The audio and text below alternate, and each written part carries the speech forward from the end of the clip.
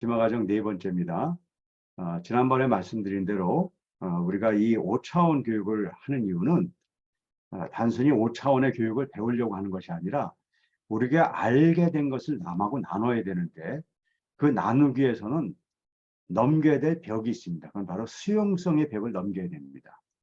그래서 이 수용성의 벽을 넘겨서 우리가 이 수용성을 넘어서서 우리가 갖고 있는 이 말씀을 정말 같이 나눌 수 있는 그런 틀을 저희들이 만들고 싶어서 지금 이걸 하고 있습니다. 그런데 여기에 전제가 있죠. 먼저 나 자신이 수고하지 않은 사람은 어떤 수고를 하더라도 그런 결과가 잘 안 나옵니다. 나부터 시작하자. 그리고 우리가 주일과 평일을 다 활용해서 우리가 교육을 해야 된다. 왜냐하면 매조천을 해야 되니까요. 그래서 주일날 우리가 5분 사선 치며 성경 읽기를 방법을 알려주는 것이지, 요 주일날 뭐 10분, 20분 해가지고 결코 성경에 아이들이 깊이 들어갈 수가 없습니다. 그래서 우리가 5분 사선 치면서 성경 읽기를 꼭 우리가 같이 방법을 배우자. 학문의 9단계도 배우고 다 배우는 것이죠. 하지만 이걸로 끝나는 게 아니라 우리는 주중까지 가야 된다. 그래서 주중에 한 3회 정도는 5분간 한번 성경을 읽고 또 한 달에 한 번 정도는 이걸 이용해서 아이들하고 같이 이야기를 나눠야 되는데 바로 이것이 인식 지식을 활용 지식으로 만드는 그런 메커니즘이 그 안에 다 들어있게 만든 겁니다. 스스로 수고를 통해서 우리가 내면화를 하고 체험화를 해서 표출할 수 있는 시스템을 이렇게 만든 거죠. 그래서 이 5차원 성경 여행은 이런 구조를 갖고 있습니다. 그런데 이걸 하려면 5가지의 우리의 그 문제들을 해결해야 되거든요. 그 해결하는 첫 번째, 지난번에 지혜의 문제를 해결해야 되죠. 그냥 이 지적인 저항이 있는데 그 중에 하나가 인식의 틀이 깨져서 지적인 색안경을 끼고 있다는 것이죠. 그래서 이것을 얻는 방법에 대해서 지난번에 같이 나눴습니다. 그런데 이렇게 지혜를 다하는 삶을 우리가 한다 하더라도 마음을 다하는 삶을 함께 해야 되거든요. 왜 그러냐면 아무리 우리가 어떤 지식이 우리 머릿속에 들어왔다 하더라도 물론 왜곡돼서 들어오면 더 큰 문제죠. 근데 우리가 열심히 노력해서 왜곡하지 않고 우리 머릿속에 들어왔다 하더라도 이것이 마음까지 깊이 내려가지가 않으면 이것이 우리의 삶에 영향력을 미치지 않습니다. 이거를 뇌공학에서는 이렇게 얘기합니다. 뇌가 있는데 처음에 우리가 지식을 이렇게 습득하면 이 지식이 뇌의 표피 부분에 이렇게 들어오게 됩니다. 그런데 우리의 마음이라는 감정은 뇌 내면에 들어있어요. 감정이 들어있는데 이 지식이 내면의 감정까지 가서 지식과 감정이 함께 어울려져야지 어떤 행동이 나온다는 것을 우리가 과학적으로 이제 다 파악을 해버린 거예요. 행동은 그냥 결단이 아니라는 거예요. 지식이 감정과 하나의 융합을 하고 그것이 행동을 나타낸다는 것을 우리가 알고 있어요. 지혜를 다해야 되지만 동시에 마음을 다해야 되는데 이 마음으로 진리를 볼 수 있어야 된다는 것이에요. 왜냐하면 진리의 특징이 뭐냐면요. 보이지 않는 것들이거든요. 그 보이지 않는 것은 눈으로 못 보는 거죠.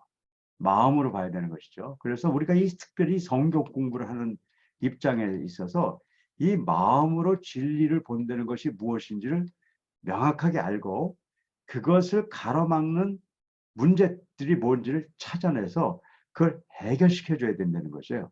특별히 어린아이들한테는요, 그것이 심각합니다. 지난번에 제가 여러분들한테 내드린 과제들이 있었어요. 그건 뭐냐면 여러분들 주위의 아이들이 지심체 자인이 5가지에 어떤 어려움이 있는가 그걸 여러분들이 좀 쓰셨어요. 근데 오늘 제가 이 중에 한 가지를 말씀드릴게요. 저는 아이들 만나면서 아이들의 가장 큰 마음의 상처는 뭐냐면요. 앞을 보기가 어렵다는 것이에요. 옛날에는요, 애들한테 물어보잖아요. 너희 다음에 뭐 될래? 저희 때만 해도 초등학교 애들이 반은요, 대통령 될래요? 그랬어요. 옛날에는요, 미래를 이렇게 생각하는 데 있어서 저항이 없었어요. 그냥 대통령 되겠다 그러면 대통령 되려고 노력해 보는 거예요. 그게 가능했다니까요. 그냥 과학자 될래? 그럼 과학자 되는 길을 가보는 거예요. 근데 요즘 애들하고요, 여러분들 진짜 한번 물어보세요. 너희 다음에 뭐 될래? 물어봤을 때요, 대통령이요? 한 명도 없을 겁니다. 왜 그럴까요? 나빠서 그런 거라고 생각하시면 안 돼요. 해봤자, 그 생각 해봤자 안 된다는 걸 다 아는 거예요. 그리고 그런 정도의 문제가 아니라, 몰라요. 그런 애들이 태반이에요. 어려운 아이들을 모아놓잖아요. 모델래 그러면 90%가요. 글쎄요.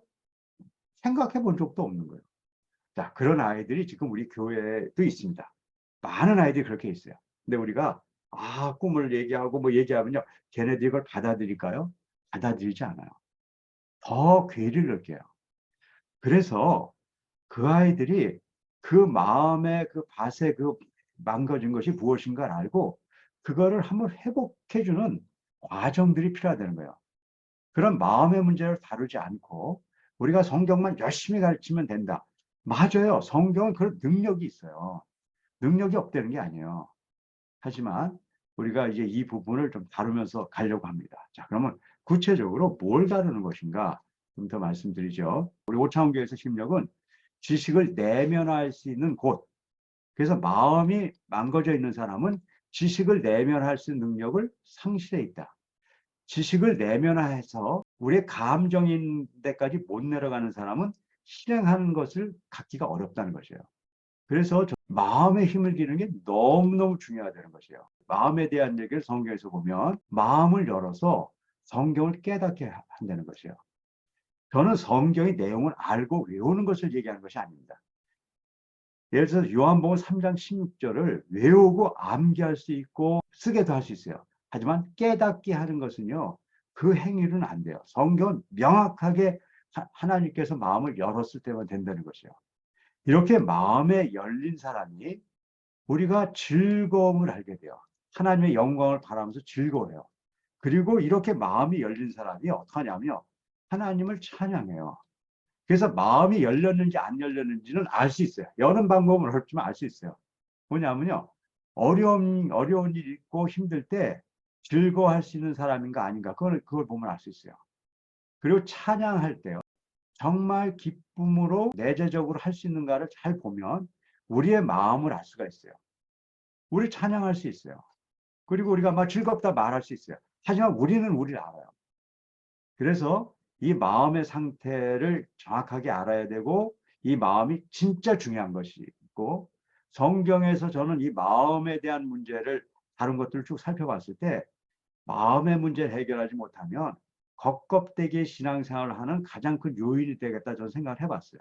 우리가 무엇을 실행한다, 행동하는 것은 이 마음에서 출발하기 때문에 그래요. 그리고 우리는 신앙적인 삶이 왜곡되고 찌그러져 있어서 진짜 어려움을 많이 겪어요. 그런데 이것을 어떻게 푸는지 잘 모르고 있다는 거예요. 마음으로부터 가야 된다는 것이에요. 그런데 이 마음을 푸는 것 중에 하나가 아까 얘기대로 내 미래에 대해서 내가 어떻게 생각하고 있느냐가 굉장히 중요한 역할을 한다는 것이에요. 그래서 저는 학생들을 만나잖아요.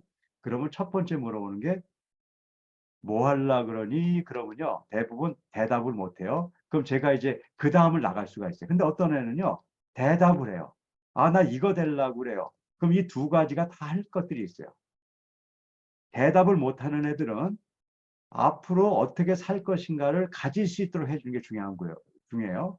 근데 어떤 아이가 나는요 미래 이런 꿈이 딱 있어 이렇게 얘기하는 애들이 있어요. 그런데 그거 좋은 거죠. 그런데 그것이 그 아이의 욕심인지 정말 하나님이 바라는 것인지를 언젠간 알게 해줘야 돼요. 그래서 이 두 가지를 하는 방법을 오늘 얘기해 드릴 거예요. 그게 뭐냐면요. 우리의 일생 고공표를 짜보는 거예요. 일생 고공표를 짜는 겁니다. 그런데 이것은 잘못 알면 꿈을 짜고 또 미래에 대한 어떤 뭐 계획을 하고 그런 걸 짤 거예요. 하지만 제가 미리 말씀드리는데 저희는 이 꿈을 짜고 계획을 세워서 이걸 이루려는 목표를 갖고 오차원 교육에서는 계획을 짜지 않습니다. 많은 경우 꿈을 얘기하고 계획을 짜는 이유가 뭐냐면요. 그걸 통해서 그 아이가 꿈을 만들고 그 꿈을 이루는 계획을 짜는 게 목표예요. 근데 저희는 그런 목표가 없어요. 저희들은 똑같은 걸 할 거예요. 저희들 목표는 뭐냐면요. 어, 우리가 계획을 짜봤자 잘 안 되는 거네, 인생은. 그리고 우리가 목표를 한 것들이 보니까 내 욕심을 지금 가고 있는 거네. 그걸 발견하기 위해서 이걸 하는 거죠. 꿈을 만들려고 하는 것이 아니라 우리가 가졌던 꿈이 참 허무한 꿈을 갖고 있고 우리가 계획을 해봤자 계획대로 되지 않는다는 것을 알아보기 위해서 이 작업을 하는 거예요. 똑같은 걸 할 거예요. 다른 학교에서 하는 거하고 똑같은 거죠. 목적은 완전히 다릅니다. 자, 그래서 그걸 전제로 갖고 어쨌든 계획을 짜야 됩니다. 물론 우리가 계획을 아무리 잘 짠들 하나님의 인도하심이 전혀 다른 방법으로 갈 수 있어요. 저는 이게 중요하다는 거예요. 내가 계획을 짰어요. 근데 하나님의 인도하심이 다른 게 나타났어요. 그럼 내 계획과 하나님의 인도가 다르다는 걸 알 수 있어요. 계획을 짜본 사람은요. 근데 계획을 안 짠 사람은요. 내 계획대로 가는 건지 하나님의 계획대로 가는 건지도 몰라요. 바울이 아시아를 전도하려고 계획을 짰어요. 그런데 성령님이 오셔서 못 가게 하고 유럽으로 가게 했어요. 바울이 계획을 짰기 때문에 내 계획에 반해서 하나님의 계획이 나온다는 걸 알 수가 있었어요. 바울이 얼마나 계획을 잘 짰느냐가 중요한 것이 아니라 바울이 계획을 짰기 때문에 아는 것들을 얘기하는 것이에요. 이렇게 갈 수도 있어요. 우리가 하나님의 모든 걸 맡겨야지 계획하는 게 그게 중요한 게 아니다. 우리는 하나님의 어디에 모든 맡기자 이렇게 얘기할 수 있어요. 그럼 100% 맞는 얘기예요. 그런데 대부분의 제 경험은 이런 거예요. 내 멋대로 계획을 잡고 갔는데 그 계획 가운데 섭리하는 하나님께서 그분의 섭리를 보여주는 것들도 엄청나게 많았어요. 그래서 계획 안 짜고 있는 것보다 계획을 짜고 하나님의 뜻을 아는 것이 더 중요하다는 것이죠. 그냥 사람들은요, 마음의 계획에 따라 살아가게 돼 있어요. 어떤 사람들 계획 없다 그러죠. 이 마음 속에서 뭔가 있어서 가고 있어요. 그렇지만 지키질 못하니까 에이, 나 계획 안 짠 거야. 무시하는 것이죠. 그래서 틀리고 잘못된 계획이라도 짜고 거기서 틀리고 잘못된 것을 찾으려는 것이 우리가 가는 거예요. 그런데요, 우리 아이들한테 이걸 시작을 하잖아요. 그럼 애들이 일단 시작을 한다는 거예요. 이게 생각보다 굉장히 중요해요. 애들이 아무것도 안 하고 있으면요, 그냥 놓게 되지만 우리가 이런 계획을 짜고 가면서 아이들이 가게 할 수가 있어요. 그래서 저희들이 이것을 학교에서 할 때 꼭 시작을 합니다. 그래서 제가 교회 학교에서도 학생들을 만나면 이런 계획을 짜고 있고, 그래서 결국은 뭘 하려고 하는 거냐면 우리가 하나님에게 매달려서 하나님으로부터 뜻을 알아야 되는데 우리가 적극적으로 하나님에게 매달려는 보는 거예요. 그리고 우리의 계획을 짜보는 거예요. 그리고 하나님께 드려보는 거예요. 그리고 거기서 우리의 이런 적극적이고 선한 뜻, 우리가 적극적으로 선한 뜻 해보려고 그러는 거잖아요. 그런데 그것이 우리의 계획 안에 진짜로 들어있다면 성령님께서 이 선을 이루어 가실 거고요. 만약에 우리의 욕심과 탐욕 때문에 가는 거면 우리가 하나님 안에 있는 한 그것을 돌려서 바꿔주시고 합력해서 선을 이루실 거라는 것이에요. 그걸 우리가 한번 경험해 보자는 것이죠. 자, 그러면 어떻게 하는지 알려드리겠습니다. 일단은 우리 학생들에게 할 거지만 과제는 여러분들이 하시는 겁니다. 여러분들이 먼저 해보시고 여러분들한테 일어난 많은 일들을 보시면서 이제 거기서 우리가 많은 걸 알게 돼야지 그 다음에 아이들에게 했을 때 이게 의미가 있습니다. 첫째, 세 가지를 일단 파악하고 가야 돼요.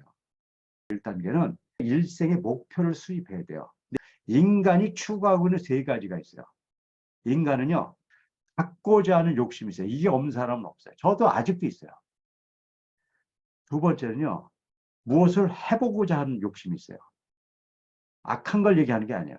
세 번째는 어떤 존재가 되고 있는 욕심이 있어요. 거기에 대한 질문과 답이 필요해요.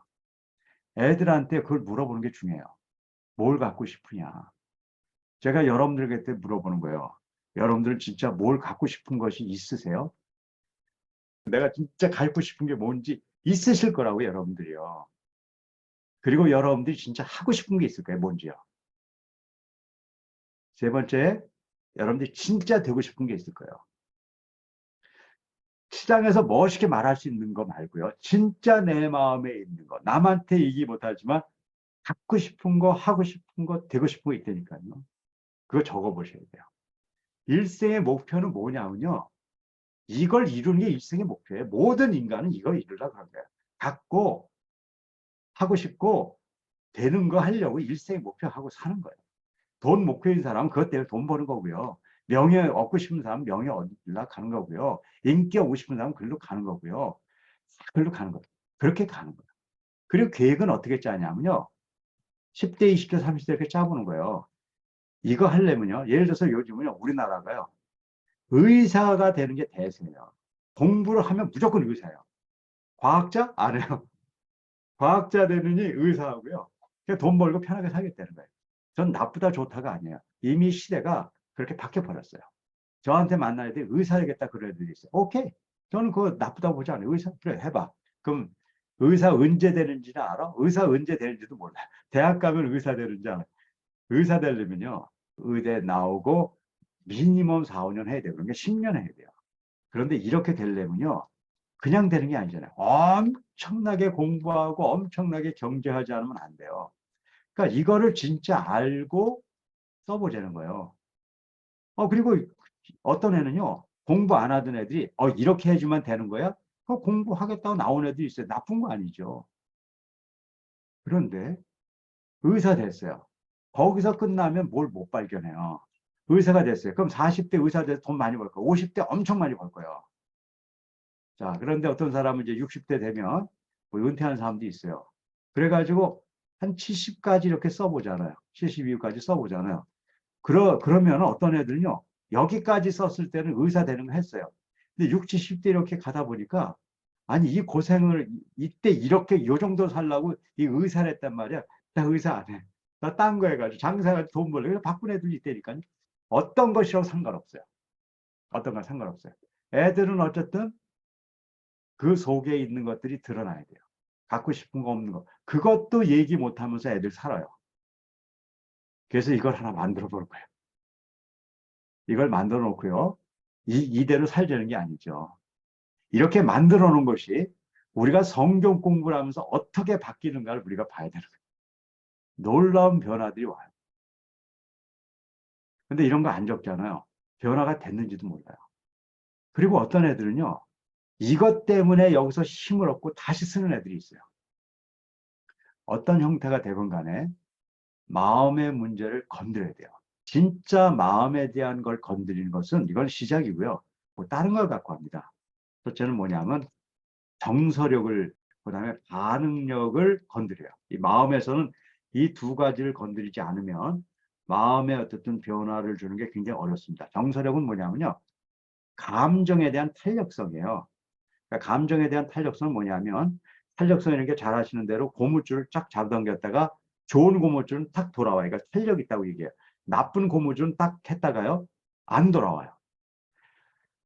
정서적 탄력성, 여러분들이 지금 마음의 상태가 좀 어려움이 있을 수 있어요.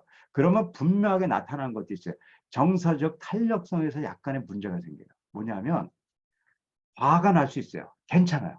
잘못된 거 아니에요. 우울해질 수 있어요. 괜찮아요. 잘못된 거 아니에요. 화가 났어요. 저도 화가 났어요. 근데 어떡하냐? 돌아오면 돼요. 탄력성이 있으면 그거는 갈 수 있어요. 근데 화가 났는데 혹시 이러진 않으세요? 옛날보다 안 돌아오지 않으세요? 혹시? 그럼 이미 마음에 문제가 생길 거예요. 혹시 옛날보다 화 더 냈어요? 그럼 문제가 생긴 거예요.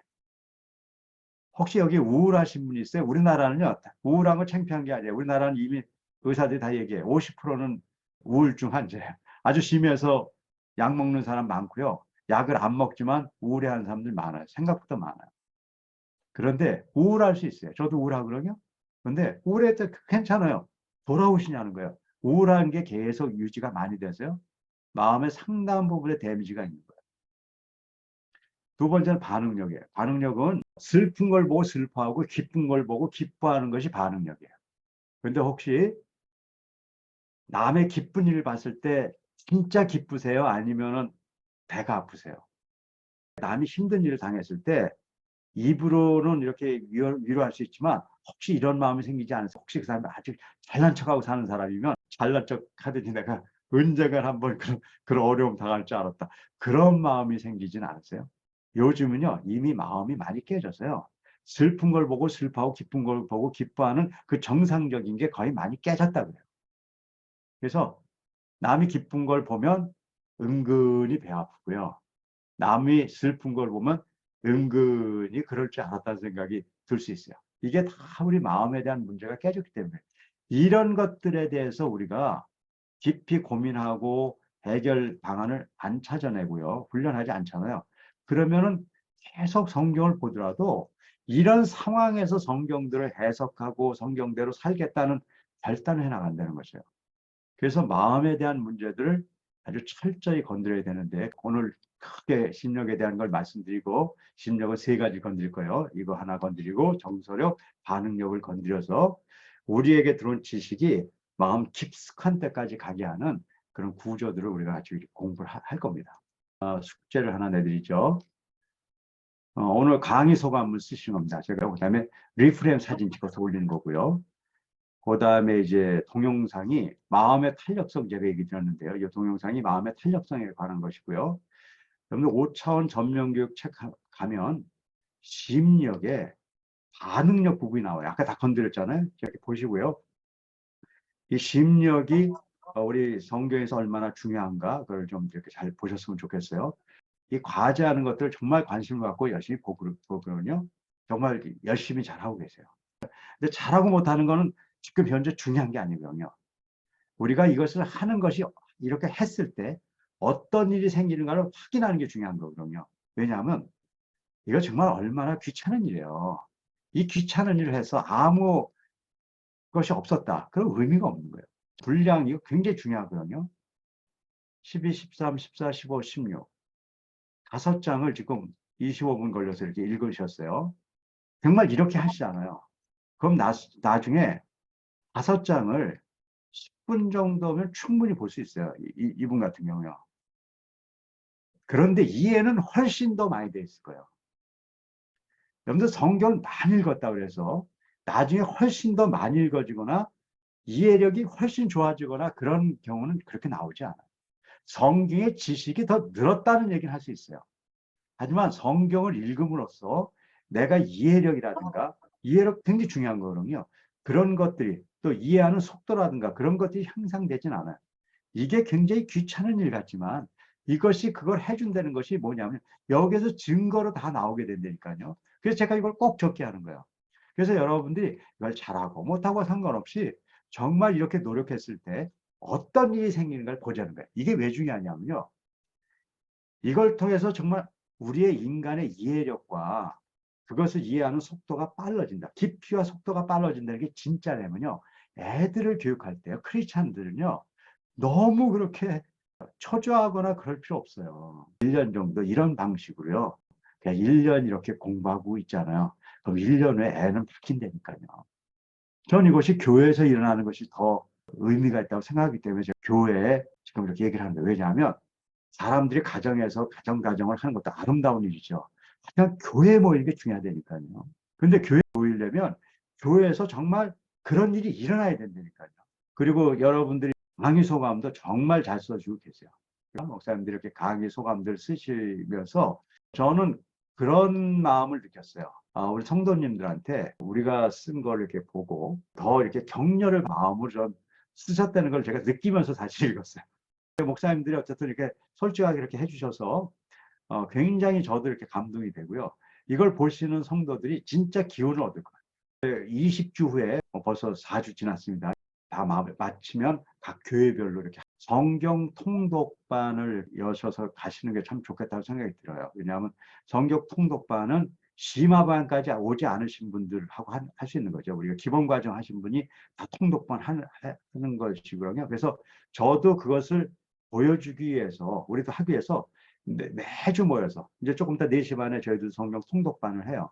그래서 여기에 성도님들이 참석하시는 것보다는 그냥 각 교회별로 여기는 교회에서 안 하는 분들은 참석하지만 그냥 교회에서 이렇게 하시는데 어떻게 하는가를 가끔 구경 오시는 건 괜찮습니다. 저희들이 하면서 하는 것도 오셔도 되고요. 그 다음에 이제 5차원을 좀 알기 위해신 분들은 5차원 포럼을 보시면 되고요. 그 다음에 이제 우리 학교 설명에 오실 수 있도록 제가 이렇게 항상 올려놔 드렸으니까요. 오셔서 이렇게 보고 가시면 실제로 우리가 지금 이렇게 하는 것이 실제로 일어나고 있는 것이고 그분들은 또 어떻게 어떤 결과가 나오는가를 직접 보실 수 있기 때문에 이렇게 이 공부를 해나가는데 도움이 될 것 같아서 제가 이렇게 공지사항을 올렸습니다.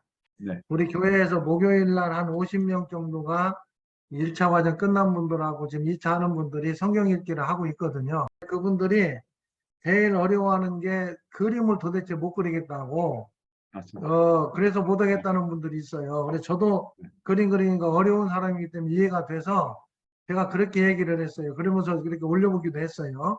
네. 그림을 막상 못 그리면 네. 머릿속으로 그 장면을 생각해서 글씨로 써라, 글씨로. 네. 그렇게 해가지고 한번 올려봤는데 뭐 그런 방법도 뭐 가능한지.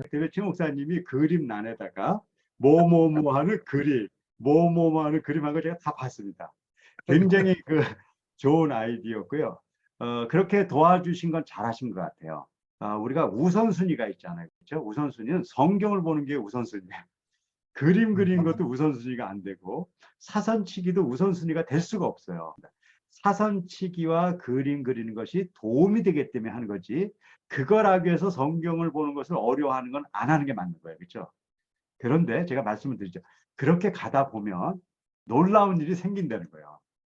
그림을 못 그리는 사람이 그림을 못 그렸기 때문에 성경 이렇게 읽는 걸 포기하지 않고 가면은요. 언젠가 그림이 머릿속에 나온다는 거예요. 사선치기 못하는 사람은 뭐 10줄에 그냥 한 줄 정도만 하고 그분이 하는 대로 하는 거죠. 그런데 언젠가는 사선을 치는 게 더 중요하다는 게 나오기 때문에 지금 최 목사님이 그렇게 하신 거는 너무 이렇게 그 지혜롭게 하신 것 같아요. 그래서 그렇게 가시면서 나중에 그분들이 그림을 그리겠다 그러면 그리도록 해주세요. 저 그림에 대해서 말씀하셔서 그림이 좀 어렵더라고요. 그래서 그림은 그리고 싶고 서점에 가서요. 일러스트를 사다가 그림 연습을 했어요. 네. 해가지고 이제 그림을 그렸는데 그냥 선긋기 아니면은 뭐 그 포인트 몇 가지만 해가지고 표현하는 거 이런 것들이 이렇게 좀 눈에 들어오더라고요. 지금은 그림이 왜 좋은가 하면은 이제 그림을 그려서 그림만 머릿속에 이렇게 찍어 놓으니까 그냥 그 그림으로 이것을 스토리를 만들어낼 수가 있더라고요. 먼저 그림을 그릴 때 그림을 대충 그리면 안 되잖아요. 뭔가 정확하게 거기 성경에서 말하는 메시지를 넣어야 되잖아요. 그래서 좀 더 성경을 자세하게 보게 되더라고요. 근데 그림 그리기 어렵다는 분들한테 교회에서 누가 이렇게 그림에 좀 이렇게 서지르는 분들이 특강처럼 이렇게 하는 것도 굉장히 좋을 것 같고요. 그림 언어에 대한 얘기만 말씀을 이렇게 드릴게요. 그림 언어하고 텍스트 언어, 글 언어가 있는데 이것이 갖고 있는 파워가 완전히 달라요. 예를 들어서 남대문을 설명하는데요. 제가 30분간 외국인한테 설명했어요. 그리고 그 남대문을 그려라 그러면 못 그려요. 이상하게 그려놔요. 그런데 남대문 사진을 1분만 보여주잖아요. 그러면 어떤 외국인이라도 다 남대문을 그려내요. 그러니까는 그림이라는 언어와 글이라는 언어는 어떤 게 좋다는 게 아니에요. 특별한 힘들이 있어요. 그래서 그림 언어와 글 언어를 같이 쓰는 사람과 하나만 쓰는 사람하고는 좀 차이가 있어요. 그래서 우리 크리스찬들이 어렵고 그렇지만 뭐 우리가 시간이 많으니까 막 푸시해서 하자 그렇게 할 필요 없어요. 그냥 천천히 해서 한 1년 정도 걸려서 그림 언어도 같이 쓰는 사람이 되면 성경을 볼 때도 엄청나게 도움이 돼요. 우리 지금 사모님 말씀하신 대로. 그래서 우리가 한번 차근차근 가보자고요. 제가 지난번도 얘기했지만 우리 주일학교는 애들을 12년 만날 거거든요. 그러니까 12년 동안의 일이 일어나면 돼요. 12년 동안에. 물론 어떤 아이들에게 1년이고 어떤 애는 2년이지만 어쨌든 그런 우리가 목적성과 방향성을 갖고 가면 또 하나님이 또 좋은 그 방향을 주시지 않을까 생각합니다.